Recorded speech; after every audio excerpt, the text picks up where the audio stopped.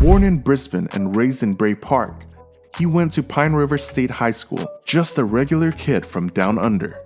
At the tender age of 2, Cam teed off for the first time, thanks to his dad Des, who is not only a printer, but also the club captain at Wantima Country Club.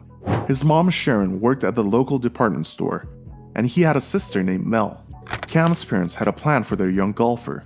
They believed golf would keep him away from the skate parks and malls that could lead him astray. So with their encouragement, he swung his way into the sport. By the time he was 16, Cameron Smith was jetting off to golf tournaments, not just in Australia but all the way across the Pacific to America, representing his homeland on the international stage. But for all the glitz and glamour of a globe-trotting golf career, Cameron still holds dear to his old mates from Brisbane. Every chance he gets, he's hanging out with them, just like the good old days. Nowadays, Smith calls Jacksonville, Florida his home base, and he's got a trusty dashing companion named Kendrick. When he's not on the greens, he's tinkering with cars and cherishing moments with his family and friends. And as for retirement plans, well, he's got his sights on something cozy. A coffee shop, a place where he can kick back, just like he enjoys watching the Brisbane Broncos, his favorite Australian rugby side. That's about as much as we know about his life and family, so it's time to start talking about his career. His journey in the world of golf wasn't always at the top. It was more like a slow and steady climb up the mountain of excellence. Back in 2016, if you had checked the official World Golf ranking, you'd have found Cam sitting at number 114. It wasn't the glamorous spot he aspired to be in, but he didn't give up. Year after year, he worked on his game and the results began to show. Cam had his strengths and weaknesses. He wasn't known for his smashing drives down the fairway. In fact, his driving was below average. His long iron shots were just okay, nothing to write home about. But when it came to the short game, he was elite, like a wizard with a putter in his hands. In 2021, something magical happened.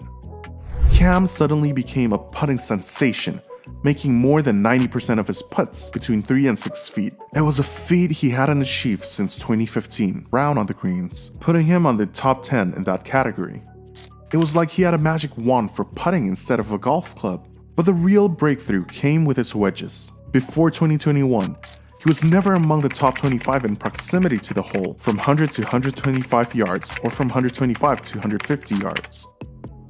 Then, like a phoenix rising from the ashes, he ranked first in proximity between 100 and 125 yards, and 8th between 125 and 150 yards. It was a colossal leap forward, with his putting and short approach play reaching new heights. Cam had his best season by a long shot, gaining 1.1 strokes per round on the field. It was more than 0.6 strokes better than his second best season. He was on fire, setting the golfing world ablaze with his skill. But every hero has a weakness, and for Cam, it was his driving ability. Year after year, he struggled with accuracy off the tee and was just about average in terms of distance. It was like he had a kryptonite when it came to driving, yet he knew the importance of gaining distance. It wasn't just about hitting the ball farther, it was about having options. Think of it like an NFL quarterback reading the defense and changing the play to increase their chances of success. Optionality was the name of the game, and Cam understood it, so he put in the work. After the RSM Classic in the fall, he made a conscious effort to improve his driving, and it paid off. At the driver-heavy Century Tournament of Champions, he rose to the top of the leaderboard in strokes gained off the tee. He outdrove some of the best in the game, like Jon Rahm, at a surprising rate. It was a game changer. He added another feather to his cap by winning the Zurich Classic of New Orleans for the second time. This time, he partnered with his fellow countryman, Mark Leishman, and together they triumphed in a thrilling playoff over Louis Oosthuizen and Charles Schwartzel. It was a sweet taste of victory, but the road wasn't always paved with gold. Cam also represented Australia in the Tokyo 2020 Olympics, competing in the men's competition in July and August 2021.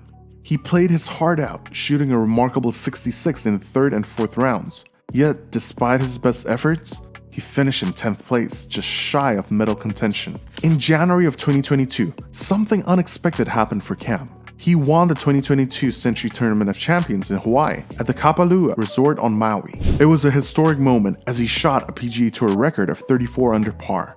beating the previous record set by Ernie Els in 2003. He clinched victory by just one stroke, edging out the world's #1 golfer, Jon Rahm. But that wasn't the end of Cam's incredible year. In March, he conquered the Player Championship at TPC Sawgrass. It was a nail-biting finish as he hit his second shot on the final hole into the water, but Cam showed nerves of steel, managing to make a bogey and finish one stroke ahead of Anirban Lahiri. And then came July, a month that would change his life forever. Cam won his first major championship at the prestigious Open Championship held at the historic Old Course at St. Andrews. He shot a final round 64, coming from 4 strokes behind to claim victory. He finished 1 shot ahead of Cameron Young and 2 ahead of joint third-round leader Rory McIlroy. It was a dream come true for the Aussie golfer. But the journey had its bumps. In August, during the FedEx Cup playoffs, Cam battled a troublesome hip injury and had to sit out the BMW Championship. It was a tough moment, but he didn't let it define his year. At the end of the PGA Tour season, Cam's incredible achievements didn't go unnoticed. He was honored with the PGA Player of the Year award, a testament to his exceptional skills and dedication to the game. And then in November, he added another trophy to his collection by winning the Fortinet Australian PGA Championship for the 3rd time. It was a homecoming of sorts for Cam, showcasing his dominance in Australian golf. But there was a twist in Cam's story in August 2022. After the Tour Championship, it was revealed that he had joined LIV Golf, a move that had been rumored since his triumph at the Open. Cam kept everyone guessing, neither confirming nor denying the speculations. His journey with LIV Golf got off to an impressive start. In Boston, he finished in a tie for 4th, with Dustin Johnson emerging as the winner in a thrilling 3-man playoff. But Cam wasn't done. In his second start, he showed his class, scoring rounds of 66, 68, and 69 to finish on 13 under par. He won by 3 shots, leaving previous winner Dustin Johnson and Peter Erline in his wake. Cam's earnings from his first 4 starts with LIV Golf surpassed a whopping $5 million.